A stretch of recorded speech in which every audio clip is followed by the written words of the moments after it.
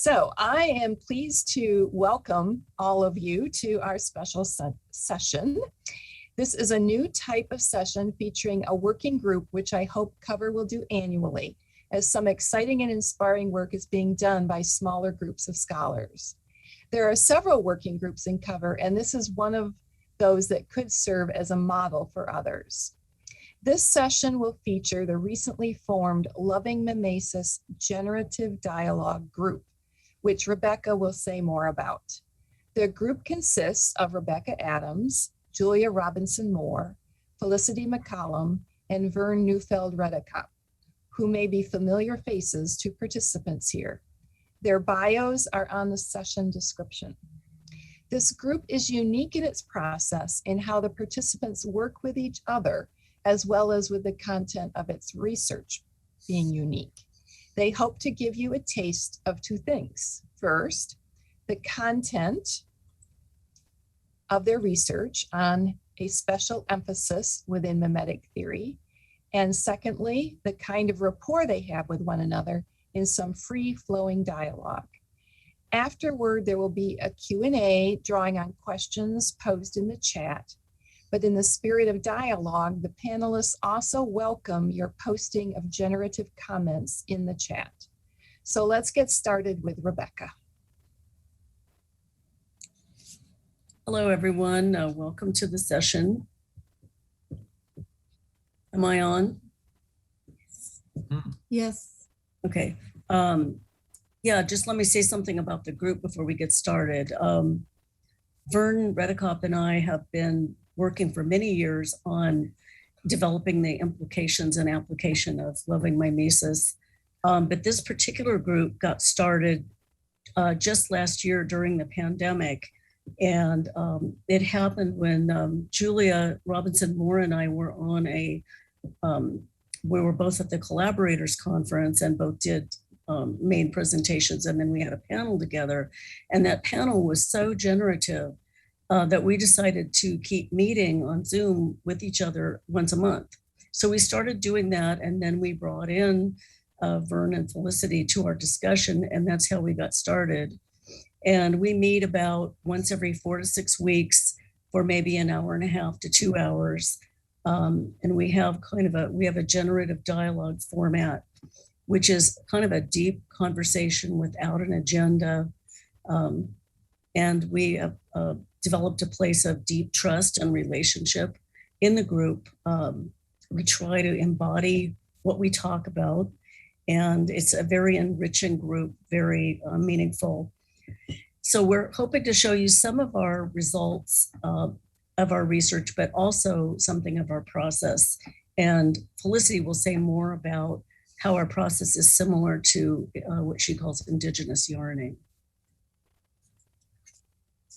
So before we start, we've decided to do a land acknowledgement because 2 of the 4 of us in the group are from countries where it's very common and customary to do land acknowledgements. So we're going to do that. I'm coming to you from the ancestral lands of the Quechua people near Palm Springs, California. And the Quechua are still very active in the Coachella Valley here in California.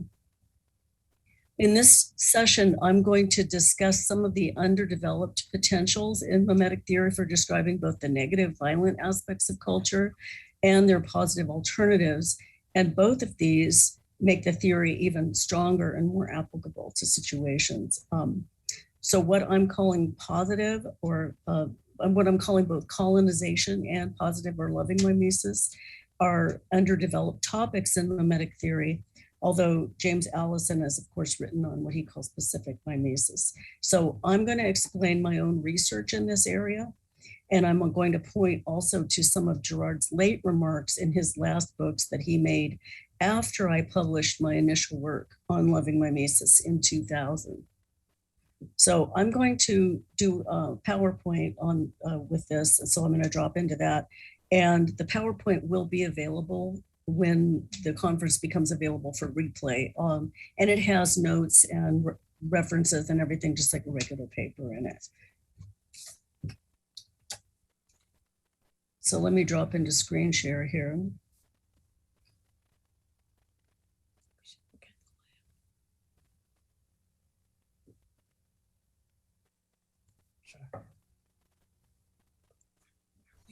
This is a work in progress, of course, and you're free to use it if you attribute it, but it's not published yet. So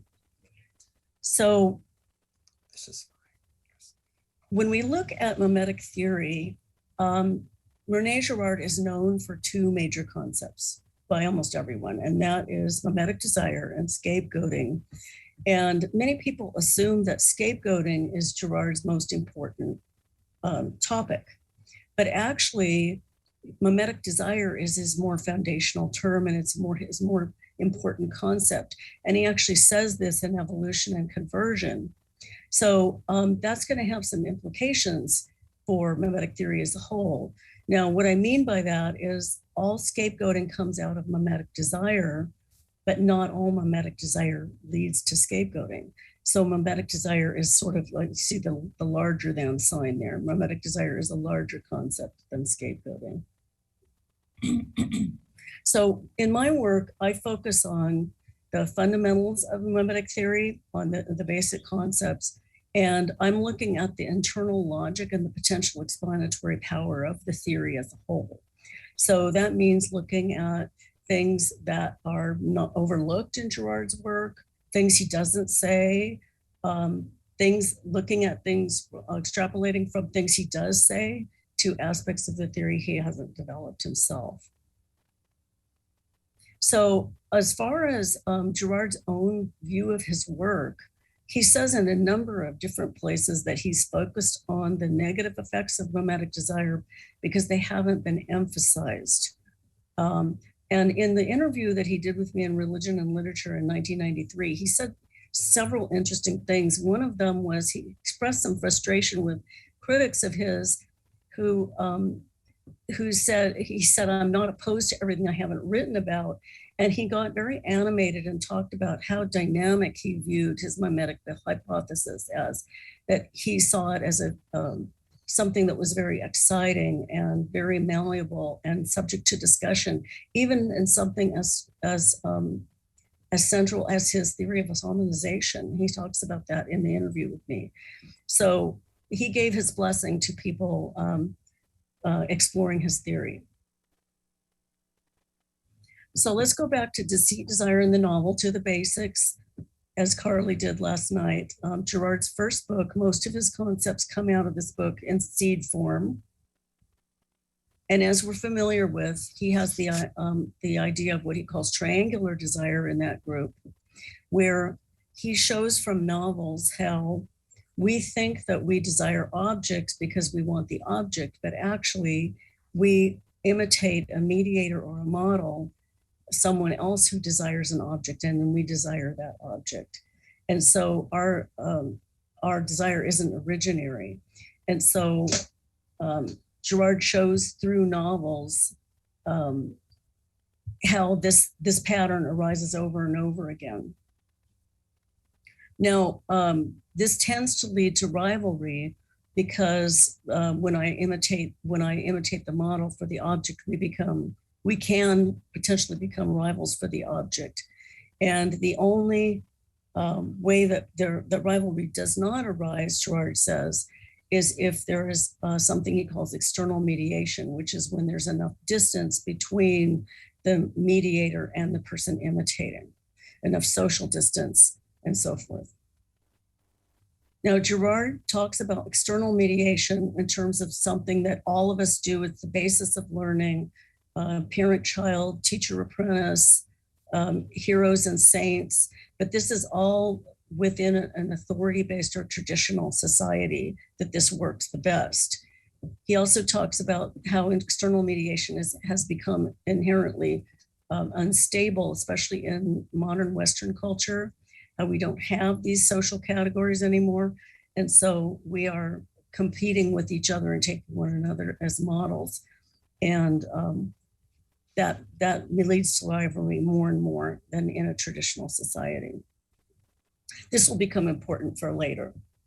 So Girard also describes a variant of his basic triangle, which is very interesting. He takes on the concept of the coquette as Freud describes it, and he shows how it can be understood in terms of mimetic desire. So in the situation of the coquette is a woman, or we could say a man, who desires as the object his or her own body.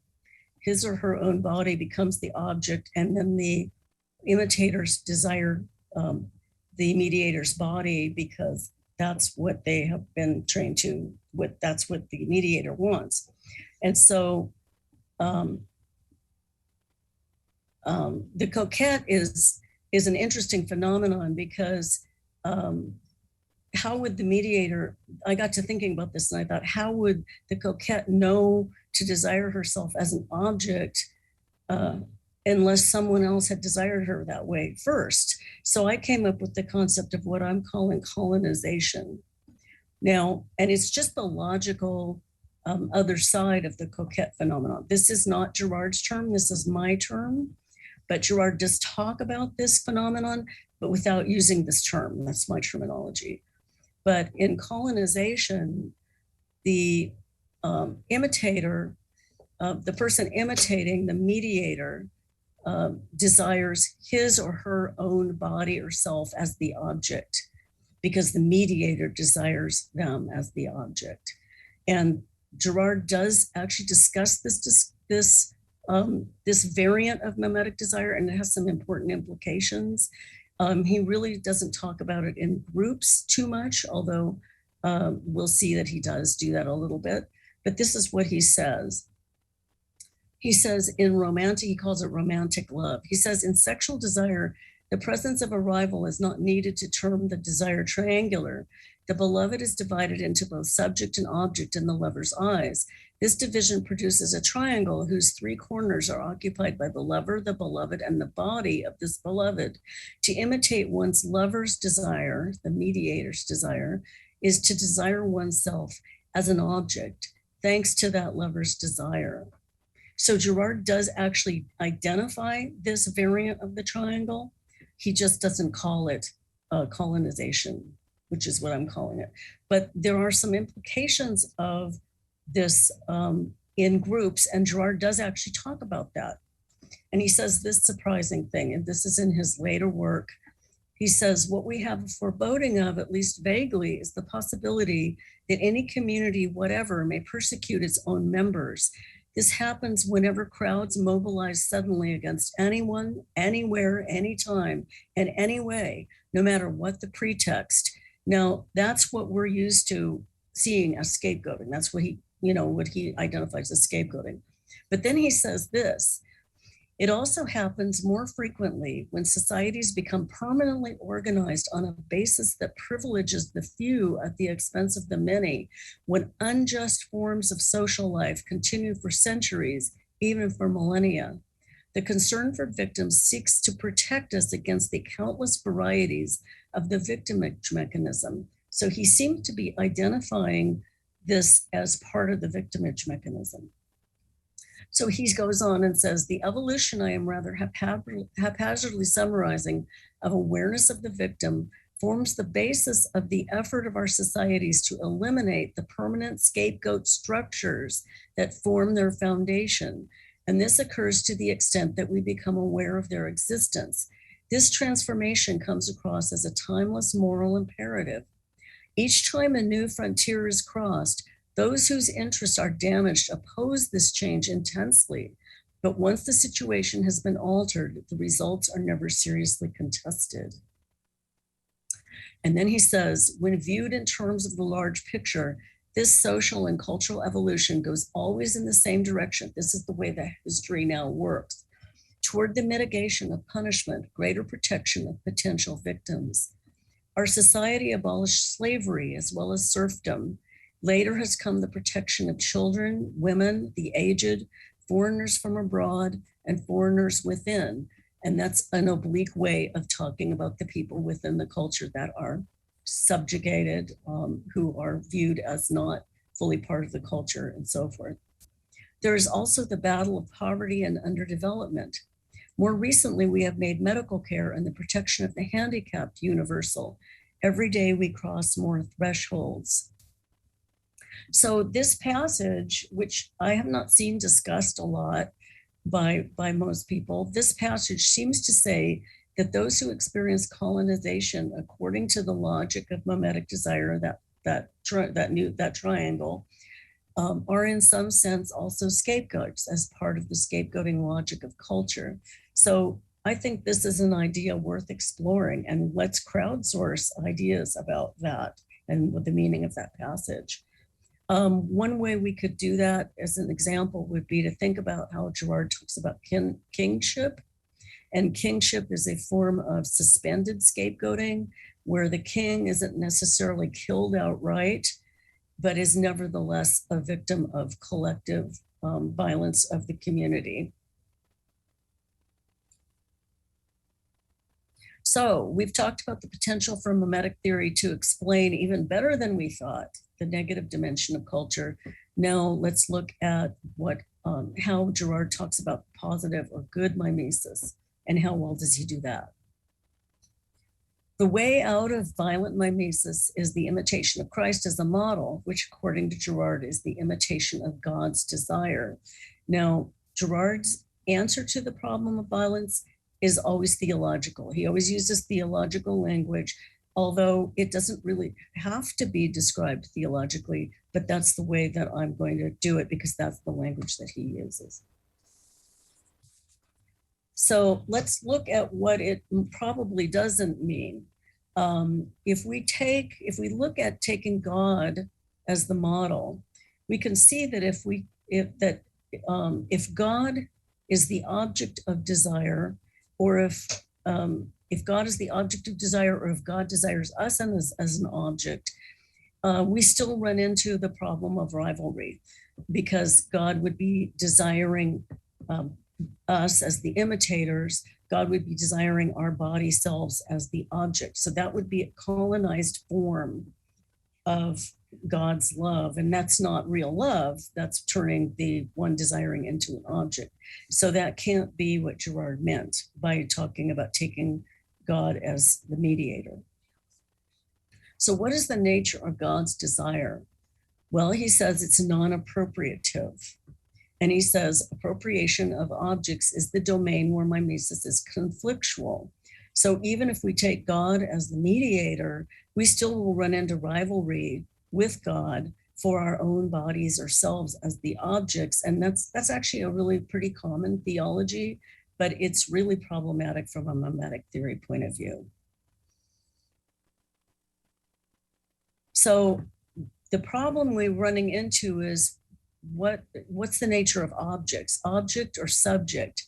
The problem is that in all these triangles, only the mediator appears to be the one that has subjectivity. They're the actor, they're the one who has the point of view and so forth. The way I'm describing subjectivity for these purposes is a point of view from which to see and act in the world. So as I was struggling with this and thinking about it myself, and coming up with my own ideas about mimetic desire and how you would get out of these problems, it dawned on me that one way to solve this problem was to say, what if the object that the mediator takes is the subjectivity of the one imitating? What if the object the mediator desires is the subjectivity of the one imitating? And then the imitator would imitate that desire and would desire their own subjectivity. So to me, that was a model of mimetic desire as love. And it's still mimetic desire. You still got the mediator and the subject and everything. It's still mimetic desire. But it's an act of imagination. In other words, something comes into existence that didn't happen before, that wasn't there before. You could even say that the mediator gives being to the imitator. I would say it's something more like giving space, maybe space for potential action and being, which is subjectivity. And then this becomes reciprocal, and there's no rivalry, but it's contagious, and it extends outward to other objects and proto-subjects who also imitate. And so it's still mimetic desire. It's just positive, generative, and isn't rivalrous. So let's look at this, what this means theologically. If we make God the mediator, and the object the mediator desires, the subjectivity of the one imitating the object, we can finally understand what it means to say God is love. Whereas the colonizing paradigm, that isn't real love. It's clear that isn't going to work. So this would finally make sense out of what it means to say God is love from within purely mimetic terms. So in the interview that he did with me in '93, Girard he said clearly, definitively, that mimetic desire is inherently good. It's also the desire for God. He said some important things. And then in his later work, he starts emphasizing that and saying mimetic desire is inherently good. Well, what does that mean? That seems to go against some of the things he said in his earlier work. So let's explore that. So in his later work, he comes up with a new concept and a new terminology, and he uses the word innermost mediation or intimate mediation. In his last work, in his last book, Battling to the End, he comes close to suggest something like a participatory interpretation of the imitation of Christ. In other words, it's not external mediation. It's actually a very innermost or intimate kind of mediation that is the right kind of mediation with the imitation of Christ. Now, his idea of innermost mediation is similar to my idea of loving or creative mimesis, but it's not quite as active, and I'll show you that. But it's beginning to converge on that type of idea. This is in his late work. So he has this incredible quote. He says, escaping from negative or appropriative mimeticism is something only geniuses and saints can do. Thus, we would place in the order of charity a person who went from heroic temptation to sainthood, from the risk of regression that is inherent to internal mediation, to the discovery of a form of mediation that we have to call innermost mediation, which would be nothing but the imitation of Christ. This is the chain of positive indifferentiation, the chain of identity. Identification supposes a special aptitude for empathy. So this is an amazing quote that has all kinds of potential to be unpacked. I haven't seen it discussed very much yet, but Petra Steinmar-Posel is one of the people who's written on this, and in an article that was just published in January in Vern's book, Transforming. So you can check that out. So I'm working with this quote, and so is she, to see what the implications of that are. So we can see from things Girard says in his late work that intimate mediation, he says these things, and they're in the notes where they're located. He says, intimate mediation is to imitate Christ or a Christ-like person. It can be another person. Christ is the mediator that provides the proximity that places us at a distance. And then this kind of model is neither too close nor too far away. And he also says some really interesting things in his late work that begin to sound like he's beginning to describe what we would say is more of a positive or a healthy understanding of psychological development. So from within mimetic theory, he can account for that. So he says, the imitation of Christ is the capacity to imitate many models instead of getting stuck on one model trying to appropriate their being. So in his earlier work, when he's talking about that type of appropriative mimesis, he's really talking about almost like a model of addiction. Okay, so he talks about the imitation of Christ being at the right distance from the mediator.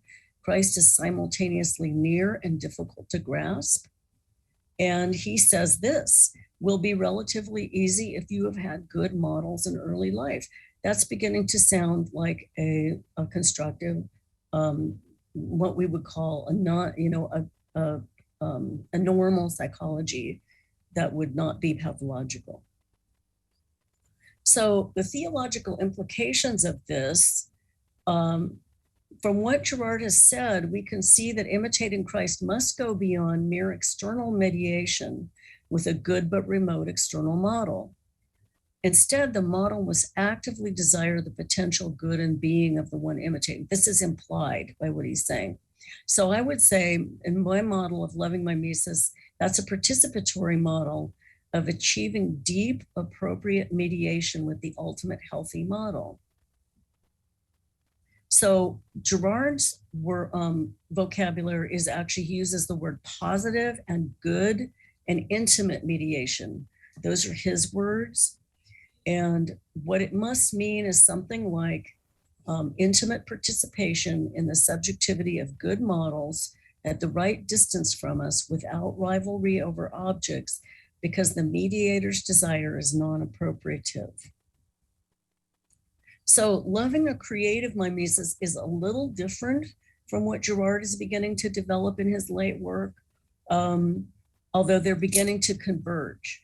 And he's saying things that make it easy to move into what I have talked about and make it consistent. So loving a creative mimesis is contagious and generative. It desires the subjectivity of self and others, which is something that he does not talk about. And it's the opposite of colonization and scapegoating, the essence of which is to turn something or someone into an object. And I develop all of this at length in my original work that I published in 2000, before he made some of these new statements. So the way I look at Girard's work as a whole is I use the metaphor of a midwife's manual. Girard is really, really good at describing what goes wrong with human subjectivity, what's the matter with culture. So things that we would call, ontological lack, existential emptiness, alienation. The theological word we usually use is sin, madness, psychopathology, death drive, things like that. Those are all ways of talking about human culture and what's the matter with it. But that doesn't mean that that's all there is. Girard actually can also talk about what the alternative nonviolence of love should look like from a purely mimetic point of view. Even though he's really good at describing the negative patterns, the mimetic theory also has all the potentials and the seeds to describe what the alternative nonviolence of love should look like. So violence, we can see from this analysis that violence, colonization, and scapegoating are the counterfeits or aberrations of mimetic desire. And love is actually the undistorted form of mimetic desire. Now, Girard doesn't use the word love very often. He does talk about it in Things Hidden Since the Foundation of the World when he talks about the kingdom of heaven, and he does use it in Battling to the End when also talking about the kingdom of heaven as the opposite of scapegoating. He doesn't see love as being very actively creative in the way that I talk about loving mimesis. He talks about it more in terms of renouncing rivalry, but he does talk about love, and he describes love in Battling to the End as shattering the principalities and powers and taking a leap into the harmonious community of others as others. And I would just elaborate with my idea of loving mimesis and say, taking a leap into the harmonious community of others, of self and others as genuine subjects. So that can all be reached from within mimetic theory. So thank you. Thank you, Rebecca. That was a really powerful and important presentation. I will now move our attention to Australia to focus on positive mimesis and colonization. So I'm just going to open up my screen share, I believe. So are we seeing the start of the slides now? Is that saying women and First Nations people besieged? Yes. For you? Wonderful. Thanks, everybody. Collective effort. This is an address to do with desacralization and demythification in Australia. And it's focused upon the very central issues in Australia to do with black deaths in custody and the deaths of women in domestic situations. So I acknowledge my Awabakal ancestors and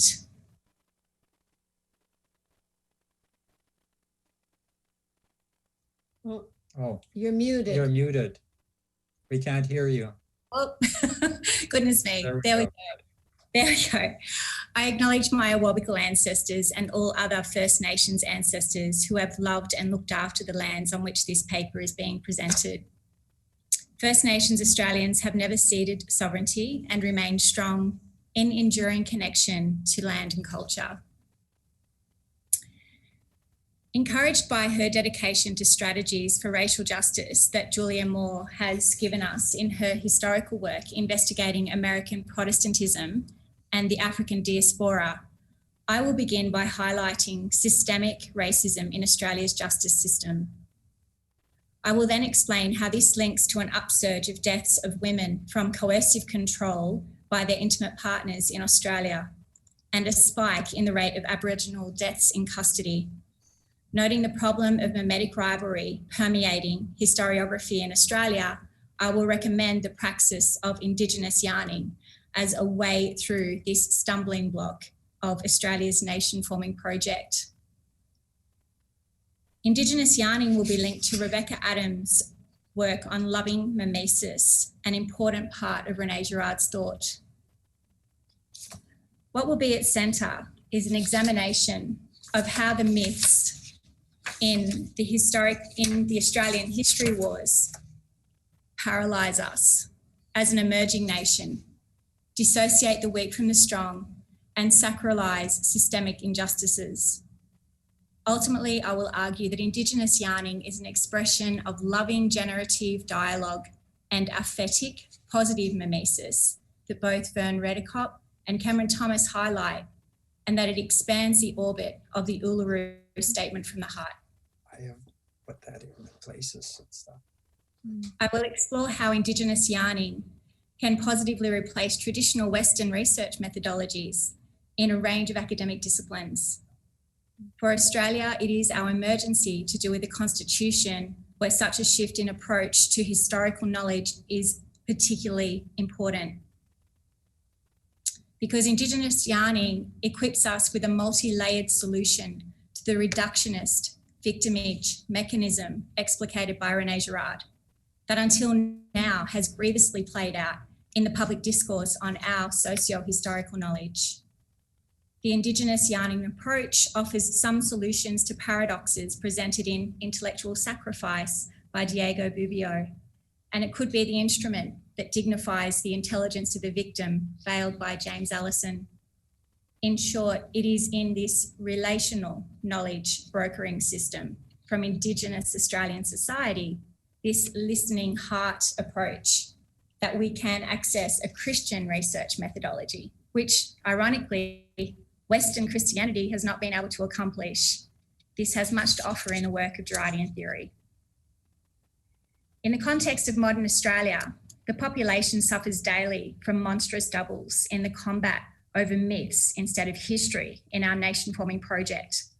So-called black armband and whitewashing historians are unconsciously driven by rivalrous desire in the practice of Australian history, getting snared in imitation games of each other's magnetic vexation, tempting the rest of our country to fume in a pointless binary.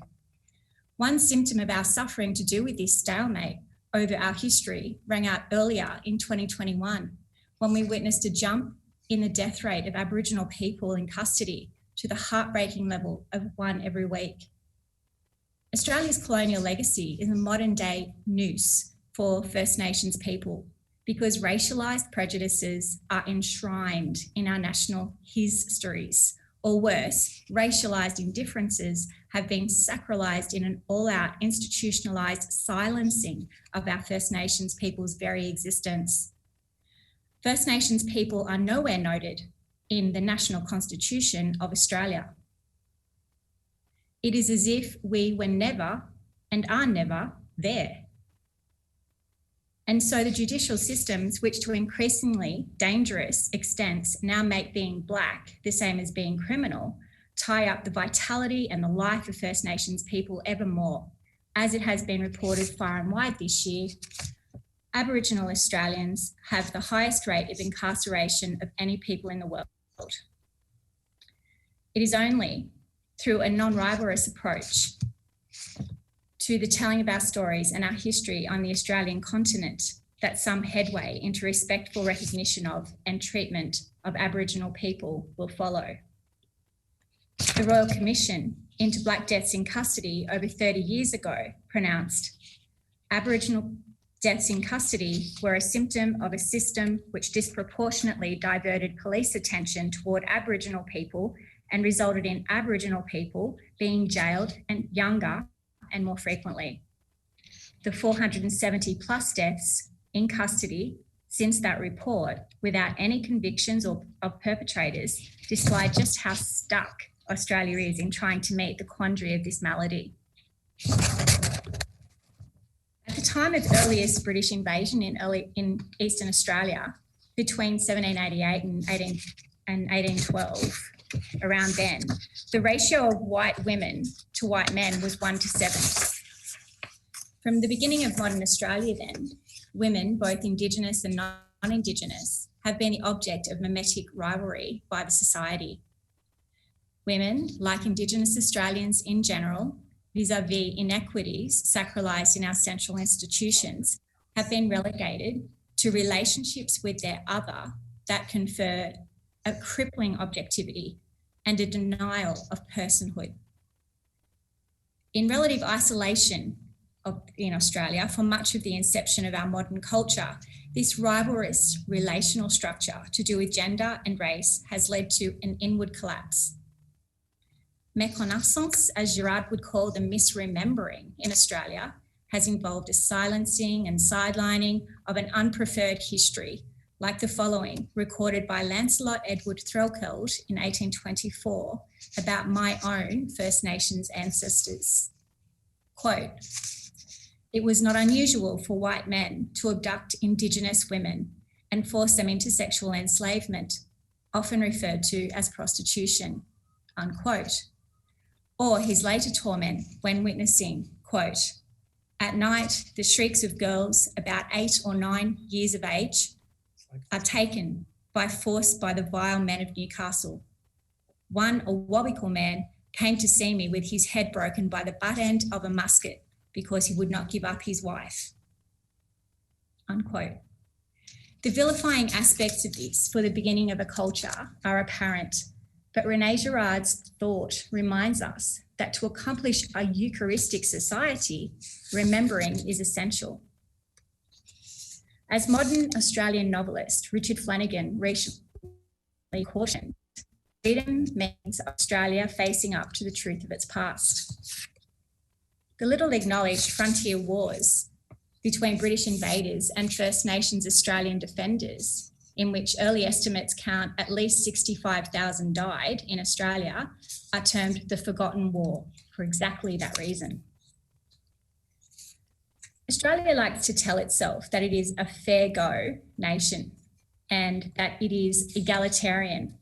All the while, First Nations people and women suffer from hypersurveillance and exclusions from a public discourse that could reduce the rate of and prevent not just our exclusion, but our literal deaths. The opposite of hierarchical power structure that functions to scapegoat us in this way is the loving generative dialogue approach recommended in Loving Mimesis part of René Girard's theory, and it's foundational to the First Nations Australian yarning praxis. Indigenous yarning operates through a horizontal power structure for the sharing of, in this case, historical knowledge and forming of new thought.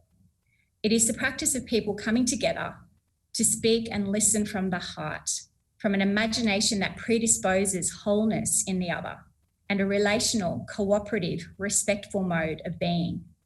It is inclusive, it is capacious, it is open. Sages say that sages say that it is only through the human heart that we can cope with the layers of meaning involved in human suffering, where deep personal and cultural wisdom arises.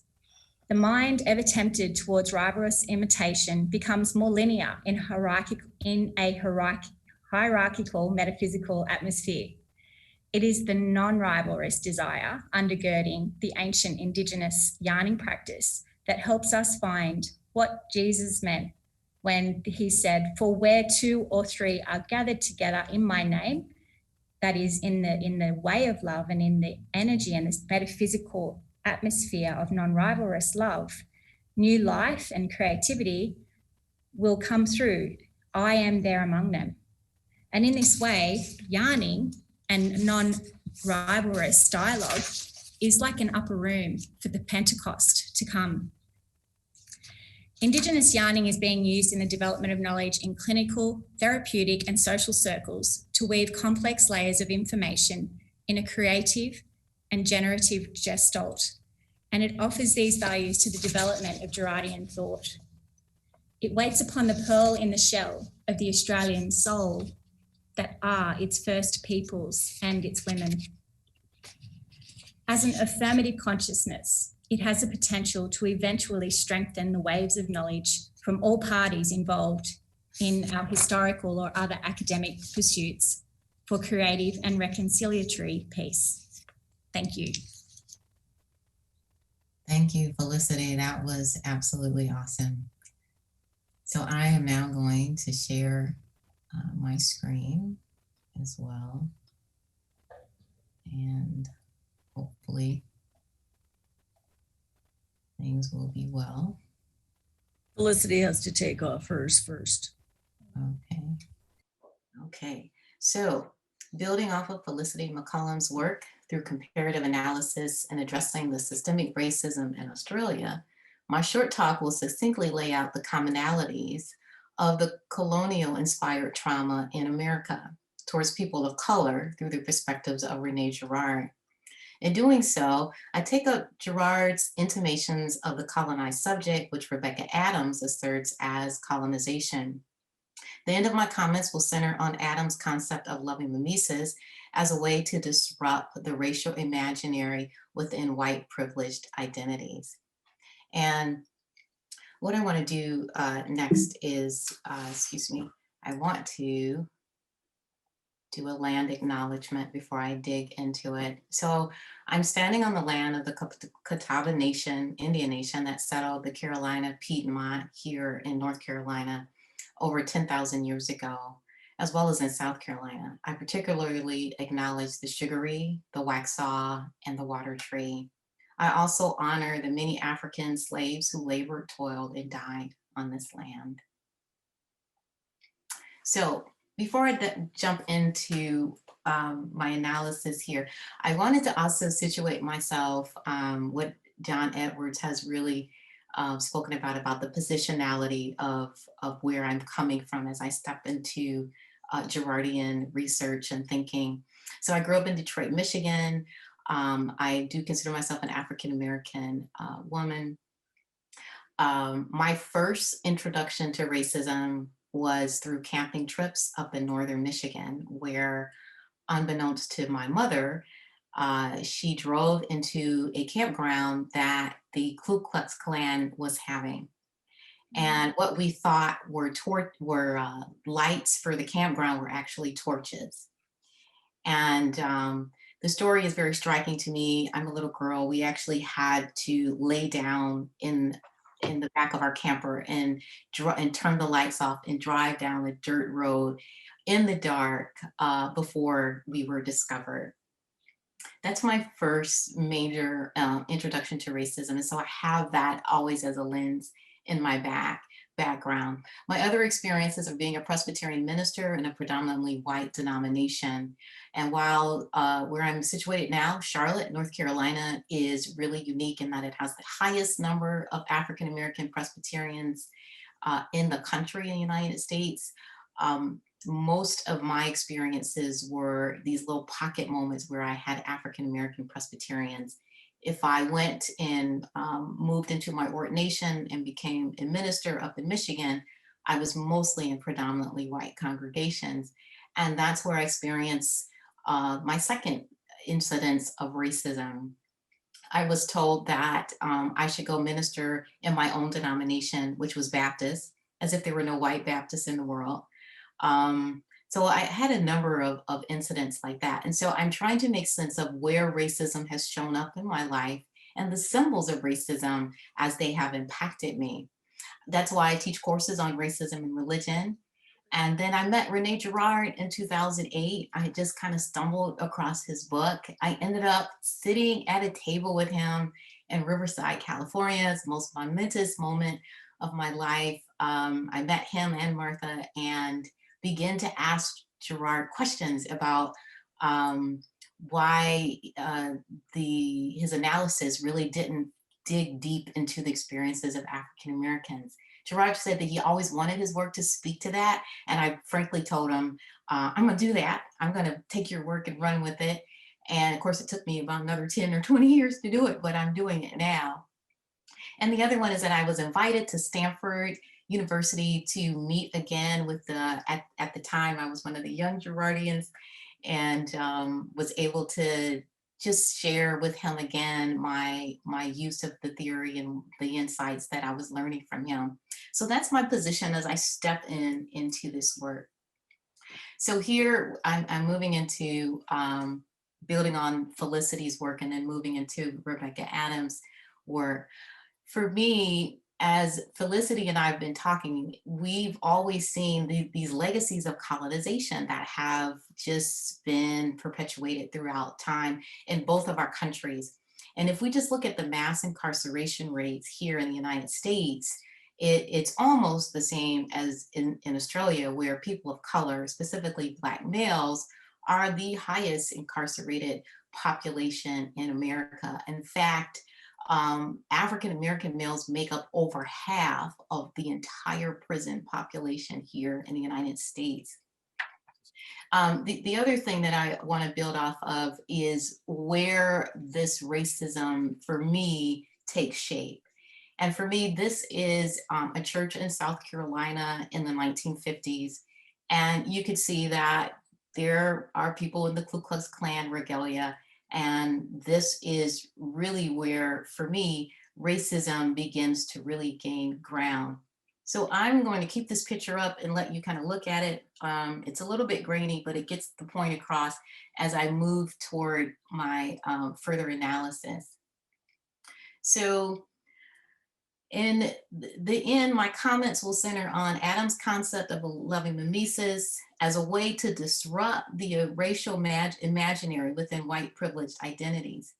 Adams' arguments are used with an eye toward Vern Ridikoff's concept of wholeness, recovery from trauma, as a way to address, assess, and possibly dismantle the legacies of American colonialism and its production of white privileged and white supremacy, especially as it developed over time over the course of America's entire racial history. Key in my discussion is the historic phenomena of socially constructed scapegoats and my attempt to address the question of what the racial landscape in America would have looked like if the Christian founders had attended to what Vern Ridikoff argues as, quote, the large-scale woundedness among colonial subjects due to colonizing structures. And here I think his quote is very salient because racism is not just affecting people of color, racism is also affecting white people. And it's affecting white people in ways that we haven't fully discovered yet. So the other thing I want to point out about this is looking at the ways in which Adams has argued that loving mimesis can sort of awaken us away from these sort of negative rivalrous encounters. Again, I take as my starting point the American church and bring into relief what Jamar Tisby in his book, The Color of Compromise, has pointed out, that the American church has always been historically complicit in the subjugation and domination of people of color, especially Black folks.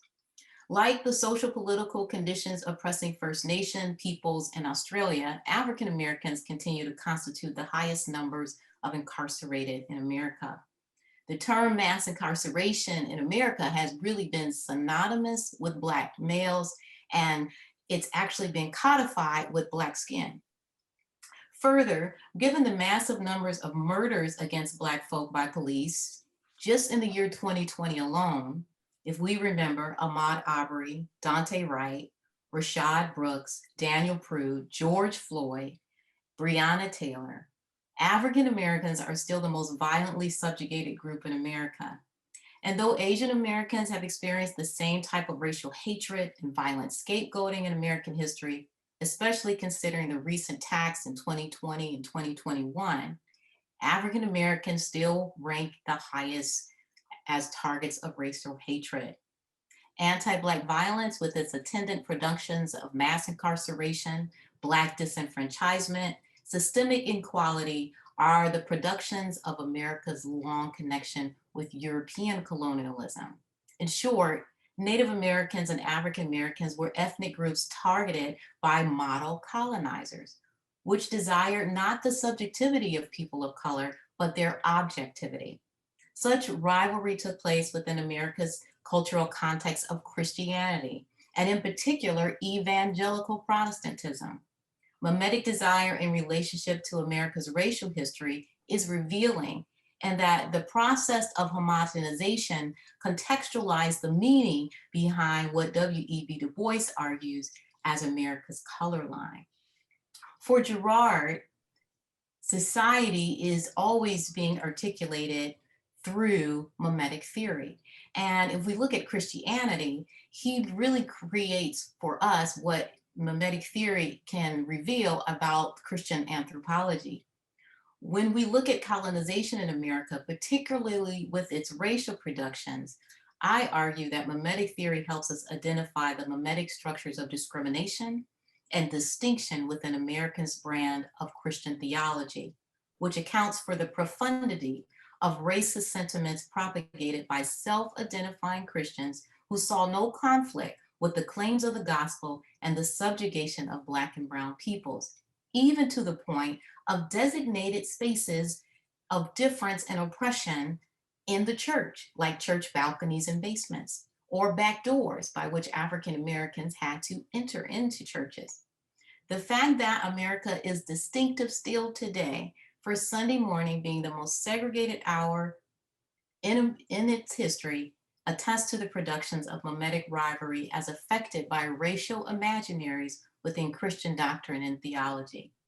And yet, there's another side that reveals the way out of these racial rivalries, one that Girard orients toward what I claim as an uncorrupted form of Christianity. Or as John Edwards has pointed out in his recent book, two modes of mimetic desire, one negative and one positive, which James Allison and some other Girardians often refer to as specific mimesis. Specific mimesis, or as Rebecca Adams has termed, loving or creative mimesis, where the subject desires his or own subjectivity, an action generated and modeled by God through Jesus Christ, who refuses to desire us as objects, but as freely desiring subjects. This is where I think we can disrupt racial imaginings and racism. Matthews Taylor's understanding of Adams' concept of loving mimesis succinctly captures her writing, quote, God wills us to desire God's own desire for us, which is our freedom and subjectivity, not our objectification, end of quote. For me, so let me move on here. For me, Adams' concepts points us to the pathway that can unravel the double binds of racial antagonism and disrupt the mythic stories of racial narratives that feed negative mimetic rivalries. I see salient applications when we look at really visceral moments of American brutality against people of color. I see really strong applications on the ways in which the groups here that have gathered to celebrate or to witness such atrocity or even participate can actually be reframed and restructured in their thinking to keep these kinds of things from happening. And again, this is an historic event, but I can still look as recently as the start of 2020 and still see lynchings dotted across the page of American newspapers. So I'm making an argument that Rebecca Adams' application of loving mimesis can be that. And so this is Rebecca Adams. You saw this before. This is her own slide. And what she is demonstrating is that if the model is looking at the subject as not an object, or the imitator is not an object, but a subject, then things can change. And so her model of loving mimesis, I think, can really step in. And I really want more people to step into this journey with me to think about what ways can racism or any kind of ism be disrupted by looking at this loving mimesis model. And for me, what I've done is think about her application in response to Black and white antagonism and hatred. And if I look at that, then if, as she argues, our motto is God and his loving gaze toward us, then Black and white people who have this long history of tension can begin to disrupt or dismantle that racism by looking at God and modeling his love and forgiveness and begin to see each other for their subjectivity and not their objectivity. I'm also making the argument that when we operate in racial stereotypes, we automatically objectify those who are deemed other.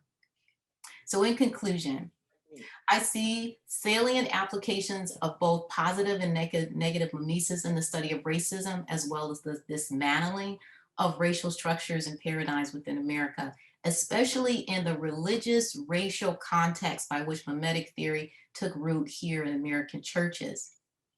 And I also see there is a greater call that can be done and heeded to in following what Vern Ridikoff has pointed out in our pursuit to heal the wounded colonized subjects. And both Girard, Vern Ridikoff, and others, as you hear, will call us to look again, as Rebecca has done, in terms of looking at the imitation of Christ, looking at the model of this loving God who looks at us. This call is mirrored in Felicity McCollum's call for a Eucharistic society, and in what Rebecca Adams has deemed loving mimesis. So thank you very much.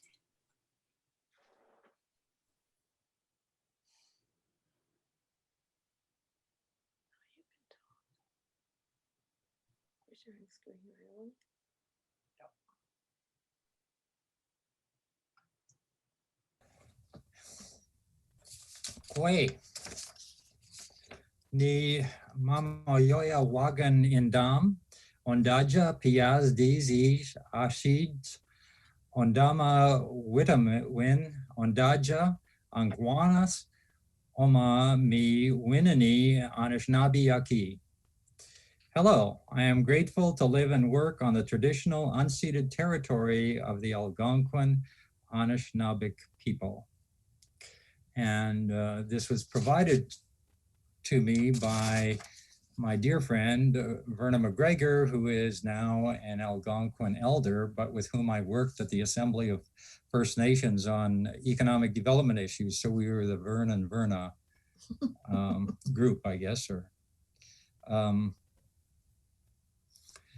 So in terms of my own personal location, I have an awareness of the pervasiveness of empire over the last 4 millennia. And this has really come close to me recently. And I've been working off this book, Christ and Empire, by theologian George Rieger. And you'll see more of his influence later on. Colonization is then an expression of empire, and the age of empire, which reached a zenith, was a time when the whole globe was carved up by European powers. And the globe was basically colonized. Australia is just one example of what was going on at that time. So it's very much associated with patriarchal structures. And in this, I should say, I've been a feminist since 1970, which is when Gloria and I were married. And so we have attempted to incarnate a relationship of loving mimesis for the past 50 years. It's not easy, especially when there can be mimetic rivalries between people of different sexes. And in the process, as a way of honoring Gloria, I'm officially, legally, my name is Vernon William Redicup, but I determined to honor Gloria by inserting her name into mine. And so for all of my publications, I'm Vern Neufeld Redicup, to honor her. And it's one action that has to do with overcoming these patriarchal structures. I realized, and I realized more acutely through Gloria and me sharing our stories, that I was born with privilege as a white male. And so for that reason, I come to this generative dialogue with a lot of humility and gratefulness. Gratefulness that I have a chance to share in the life stories of people who didn't have that automatic privilege that I was born with. And I would say to all of you white males, if you haven't done so, it's really worthwhile to engage deeply in dialogue and get into the space of women's experience. It can be mind-blowing, and it can lead to stories that are really quite heart-wrenching. And so there's both the gender part and there's the part of dealing with people who have systemically been subjected to injustices. And then that raises for me then the question, what do I as a privileged person do in relation to the woundedness caused by colonizing structures? So if we look at Rebecca's model, and you see here I have the wounded self and the model, and the model desiring the wholeness of the wounded self, you can see that the move from woundedness to wholeness is a process, and it takes time. And so love in this regard, the desire for the wholeness of the other, isn't just a one-shot thing.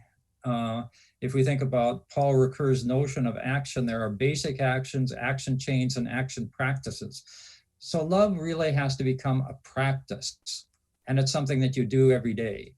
And it's something you do when it's the hardest thing to do.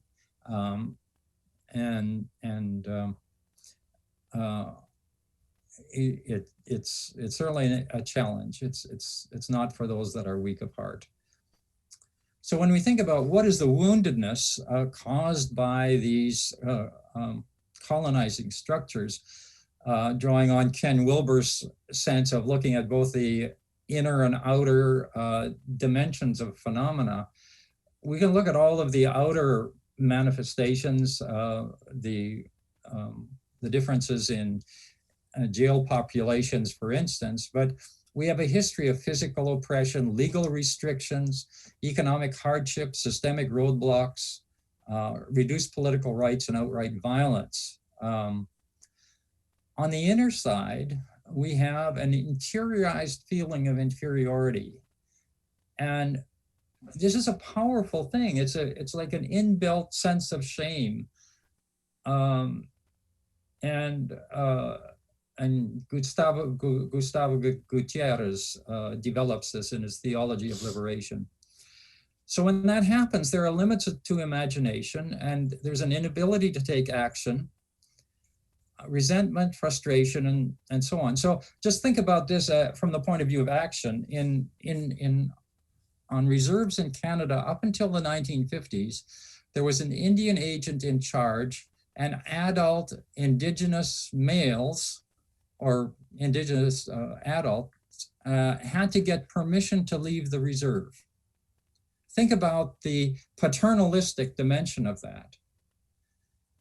And then children were forcibly put into residential schools, and that's a big issue right now. And you can see I've got some orange on. Now in Canada right now, we're wearing orange in solidarity with Indigenous people, because it's come to light that thousands of bodies that were never reported are being found in unmarked graves. And these are the graves of children that went to the residential schools. Some died of tuberculosis and a variety of things, but it's shaken Canada to the core, and we even canceled Canada Day this year. And so I've been working closely with Indigenous people, and I feel myself as someone who's been invited into their world, and within their world there's an epidemic of lateral violence, Indigenous people being violent to one another, and there's a complex web of shifting scapegoats.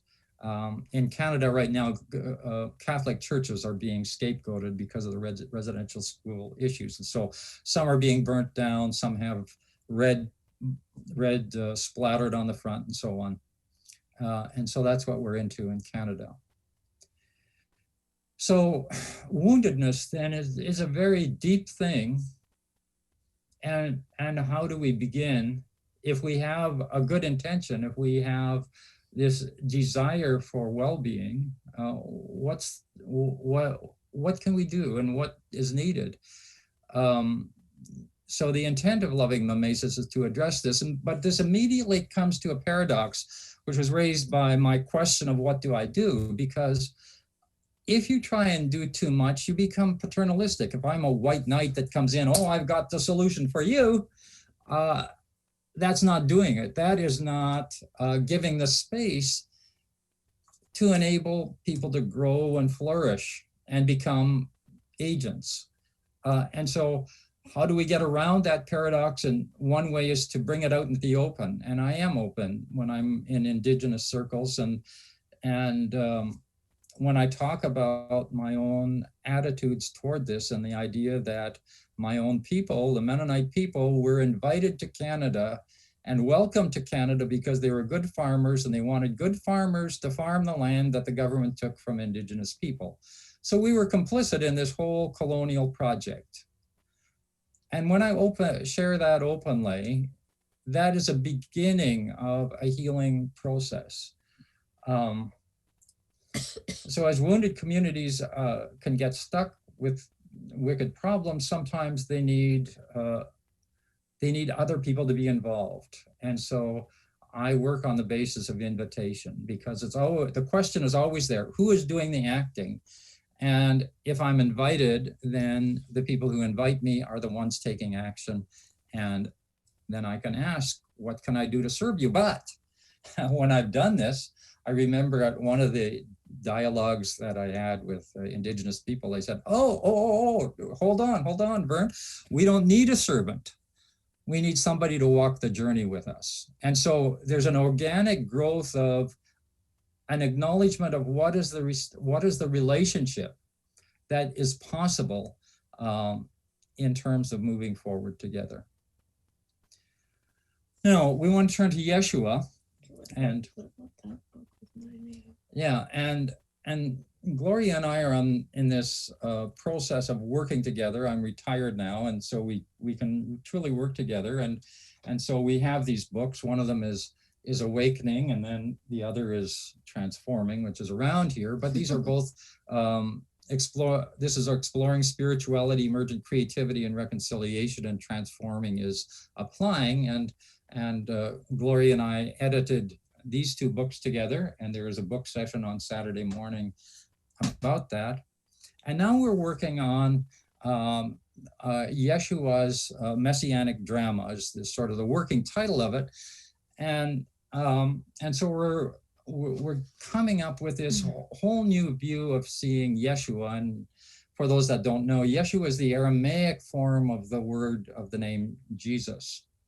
And George Rieger has this very interesting quote in this book, Christ and Empire, where he says,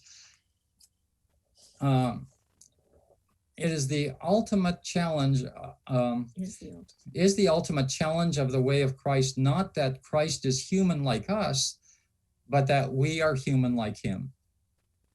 And in his book, by the way, which looks at Christ and Empire through the ages, he starts to show that so many Christian creeds and so much Christian theology was developed with an empire meme attached to it, coming out of an empire mentality. And so there has to be a deep deconstruction of our ways of perceiving Yeshua. And we're embarked on that by looking at Yeshua's methodology. How did he go about doing what he did? So Jesus was in a colonizing structure in the first century. He lived with empire, and his people were under Roman occupation, and this had multiple substructures to it. So there were puppet regimes. Herod, when Jesus was born, and later on a governor Pilate, and in Galilee, it was Herod Antipas during the time of Jesus' ministry. And these were modeled on empire and had the force of the Roman Empire behind them. And then the Sanhedrin, which was which controlled the temple and the sacrificial system, was enabled by the empire, and the chief priests were appointed by the emperor. So there was a close connection there. And in all of this, there was multiple colonizing of women, especially those with problematic stigmas. So, so he was experiencing that. And so we're going to just look briefly at what Yeshua did. And what Gloria and I have discovered is that the word fulfillment in Hebrew, the root word, and in Aramaic as well, is to fill up with meaning. It's not that something was predicted and then came to pass. It's rather that the fulfillment is the living out, the bringing out the fullness of the meaning of, and that's what Yeshua is trying to do. And so we'll look at the prophetic reading of Torah that Jesus did, about the fact that he was deliberate about loving, about healing, his presence with wounded people. He told insight stories to enable creative and critical reflexivity. He resisted empire, and he used creative reframing as empowerment, and he unmasked scapegoating. So we'll look at these actions very quickly. So it's Sandy Goodhart that has raised to our consciousness the idea of a prophetic reading. And he said the Jewish people after the exile got into prayer and reading. And it's all part of interpretation, and it has this if-then kind of engagement, and reading was public. So we've come to the conclusion, or our hypothesis is that really in Luke 4, Jesus' reading of Isaiah 61, verses 1 and 2, which he did in public, is really the hermeneutical lens that he used to look at the law, Torah, and the prophets, because he says it again and again. This is to fulfill all of the Torah and the prophets. Well, what is the meaning of all of the Torah and the prophets? And we see it being sort of distilled. And we heard earlier today about this idea of distilling something into something short, but it's distilled in Isaiah. And that was very special to Yeshua and his own self-identification with his mission. So he said, the Spirit of the Lord has been given to me, for he has anointed me. He has sent and anointed. The word Mashiach comes from, or Messiah comes from anointed. So anointed is a code word for making me a Messiah. He has anointed me. He has sent me to bring the good news to the poor, to proclaim liberty to the captives, and to the blind new sight, to set the downtrodden free, to proclaim the Lord's year of favor. That's the Jubilee year when debts were forgiven and land was restored and so on. So what did that mean operationally? How did he act it out? Well, the first thing he did is he was deliberate about loving, and he talked about it, which is very hard to do in an academic setting. And I've tried, and I know the challenges associated with it, because you can so easily be written off if you use the language of love. So having a discursive structure of love is really quite something. So he said, love each other as I have loved you, making himself the mimetic model, if you like. Love is the marker of collective identity. This is how they're going to know that you really are following me, if you love one another. Love is relational and it's mutual. And Rebecca constantly reminds us it's the self and the other that need to be realize their full subjectivity. And then he talked about loving your neighbor, and he told the Good Samaritan story. And the key thing in this, if you think about him living Torah, he's living it out. He's trying to show what does it mean to live it out. Well, the commandment to love your neighbor as yourself is in Leviticus, and it's in the geographical center of the Torah, the middle of Leviticus. And if you do a word count and you work toward what is at the very middle of this is this, and it's and the same words in Hebrew are used twice in that chapter. The first is when your neighbor has pissed you off royally, and you feel this resentment. That's when you love your neighbor as yourself. And at the end of the chapter, it says, well, the stranger, the foreigner, the other who comes around, that's the neighbor you love as yourself. And it's a Good Samaritan that really enacted that second part of love your neighbor as yourself.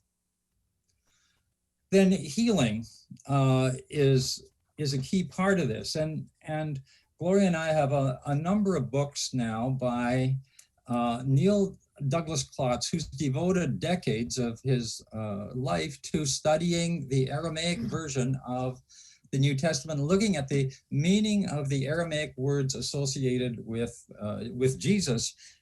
And Aramaic, like Hebrew, has words that have multiple layers of meaning. And a lot of times the translation into Greek didn't capture it. So we often say we have to go to the original, we look at the Greek. Well, the Greek is not the language that Jesus normally spoke, although I'm sure that he knew it. He lived in Nazareth, and Zephora was just half a day's walk away, and they had an amphitheater for Greek dramas and so on. So he probably watched Greek dramas. But he mainly spoke Aramaic. And so when Douglas Klotz describes the healing of the deaf, dumb man, for instance, Yeshua took the person apart away from the crowd, so it was just the two of them together.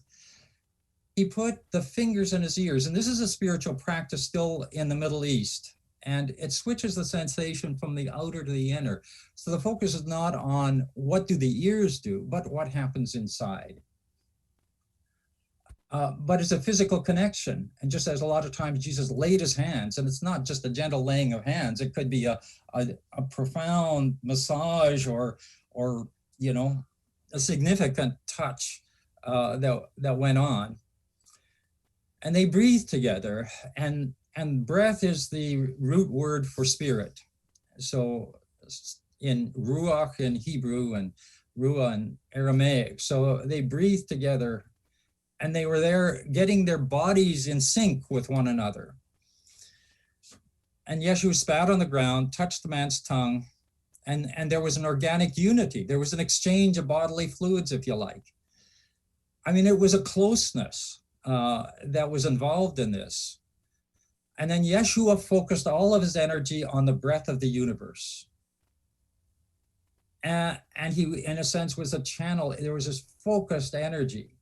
And then he said, Ephphatah, be opened up, expand, give up your small identity as a person without sound, and Douglas Klotz has these different ways of translating the same phrase. Be open to the healing power of sacred unity. Clear the way, receive the healing power that is all around you. Allow yourself to be flooded by the waves of sacred space which give and receive all sound, hearing, and speech.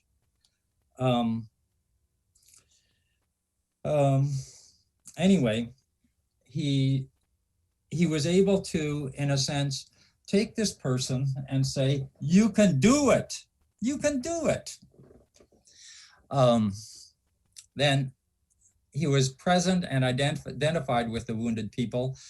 He ate with the tax collectors were the most hated people. They were the ones taking money on behalf of the Roman Empire. He was they were part of the colonization, and he ate with them.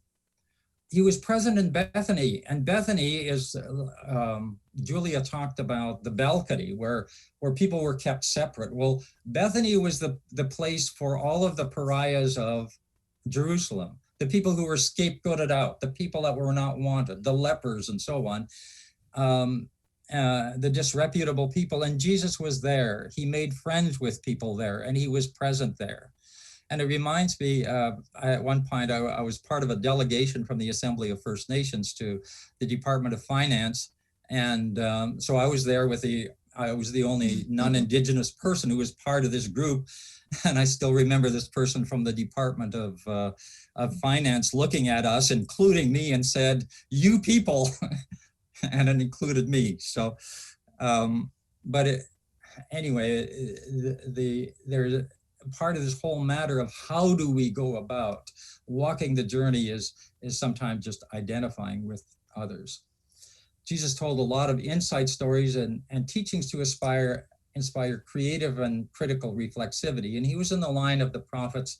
Nathan the prophet told the story to David, and in it, David all of a sudden got angry with the guy that oppressed his poor neighbor. And then Nathan said, "That's you." Well, this is the stories that Jesus told help us to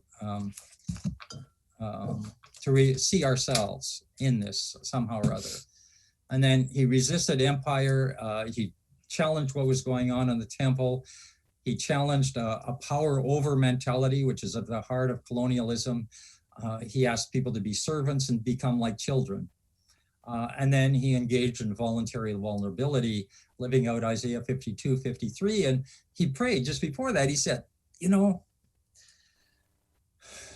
Spirit, Mother, Father, the one that I'm most intimate with, the one who gives me empowerment. Like, I really don't want to do this. You asked me to do this messianic thing and to live out the servant psalms of Isaiah, and now it's come to Isaiah 52, 53. I don't want to do this. Take this away from me. I don't want to. I don't feel like it.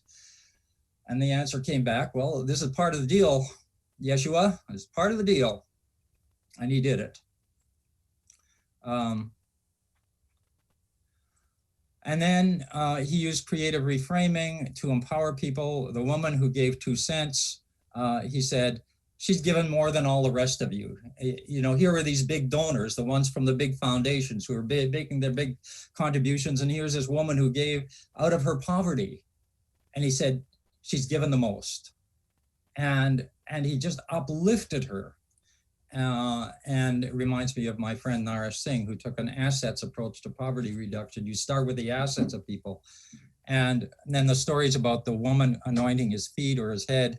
Anointing is this messianic term and Jesus uplifted this woman who was severely criticized for doing what she did. Out of his immersion in the Hebrew Bible and the culture of his time, Yeshua created a new awareness of what it means to be aligned with the breath, spirit, vision, norms, and empowerment that comes from the consciousness of the universe.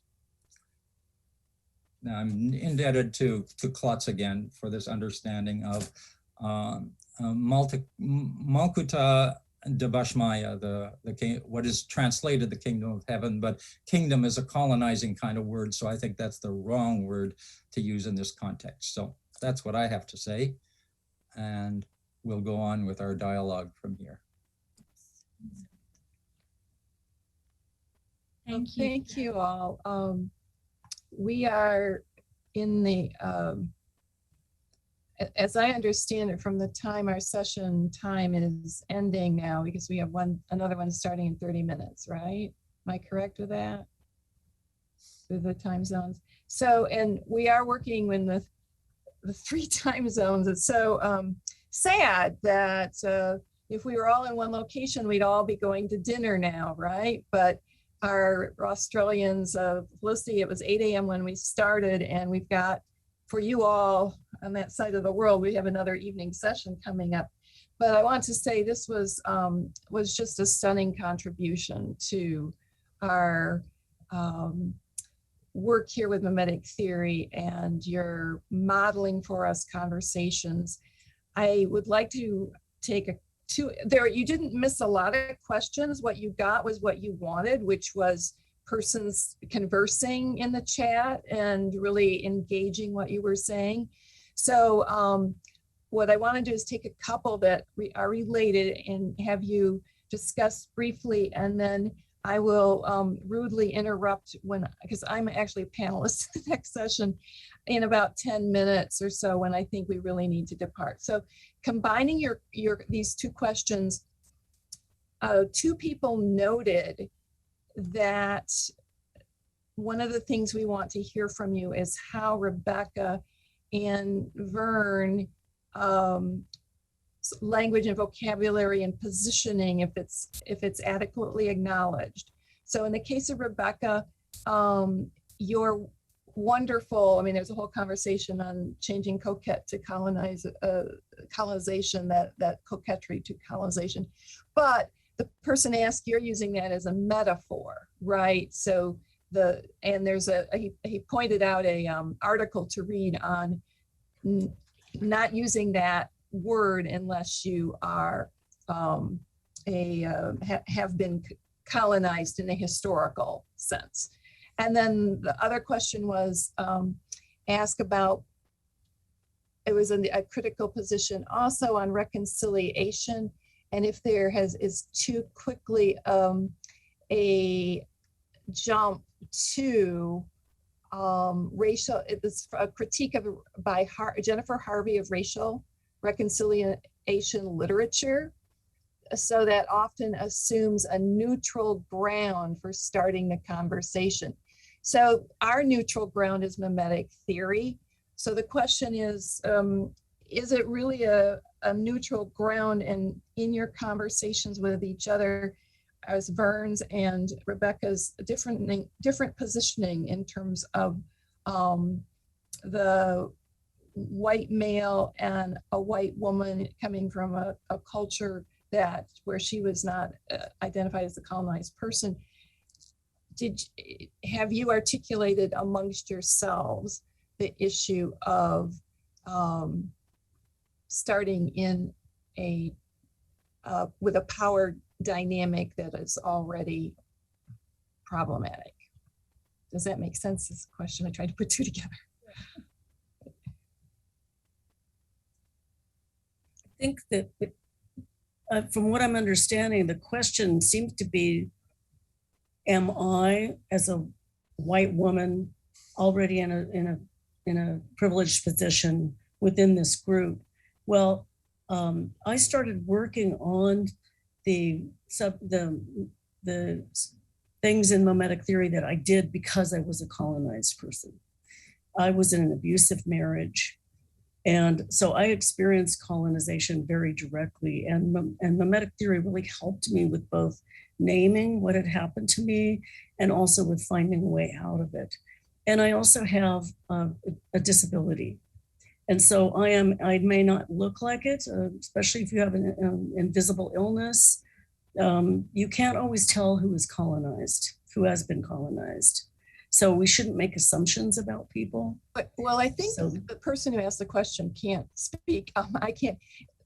That person thinks the word colonization belongs to a particular language of historical analysis, so that it would only be persons who, nations colonizing people, indigenous people. And Okay. you were colonized metaphorically. And so the article I'm using it more generally. I'm using the term more article he generally. was citing is from persons who object from being colonized persons in the historical political sense of the term, other people using it as a metaphor. Okay. Right. Well, I came into this work with Memetic Theory through feminist issues. And so generationally, that was how I arrived at the analysis that I did, having to do with working out my own life story. And I talk about that in, there's a little vignette about how I came up with my model by watching an episode of Star Trek. And it's in Verne's book, From Violence to Blessing. So my work might look very abstract, but it's actually very rooted in my personal experience. And I'm using the term colonization in a very broad sense, not a technical sense.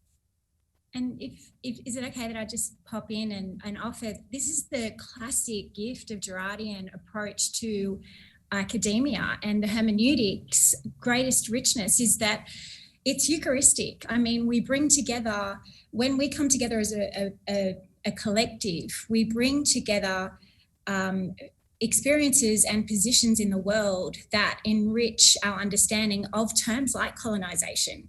So, I have, for example, a different,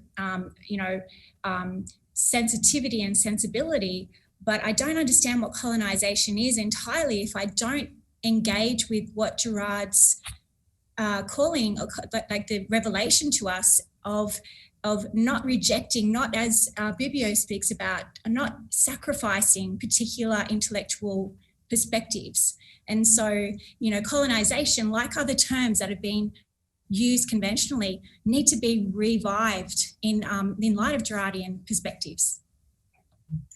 I also want to just add that to your question about how we as a group interact, because we come from these very social, economic, possibly political, certainly racial differences, and mimetic theory operates as a middle ground. I think that we started with, again, I'm going back to John Edwards' book and James Allison, the truth telling.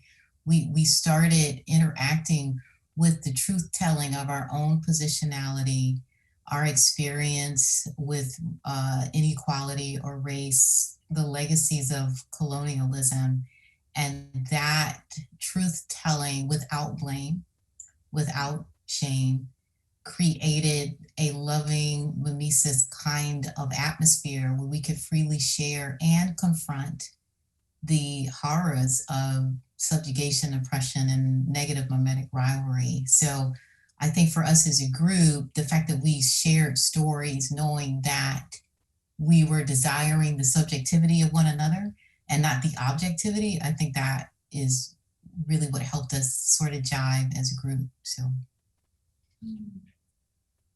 we had hoped to give some sense of that process, but we ran out of time. So yeah. we wanted to do a free-flowing discussion, and because the nature of our conversations together is so different from the way that we've presented today. Yes, and I've written a reflection that as a collective we've all resonated with, thankfully, and I'll put that, I'll give that to Robert to put up to do with our panel so that people can access it later if you like.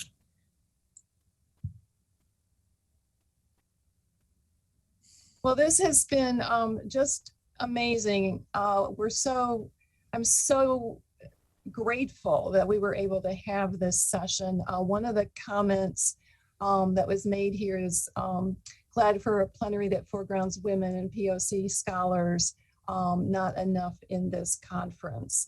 And so your voices, I'm so glad that we were able to have this plenary session, get it part of the program.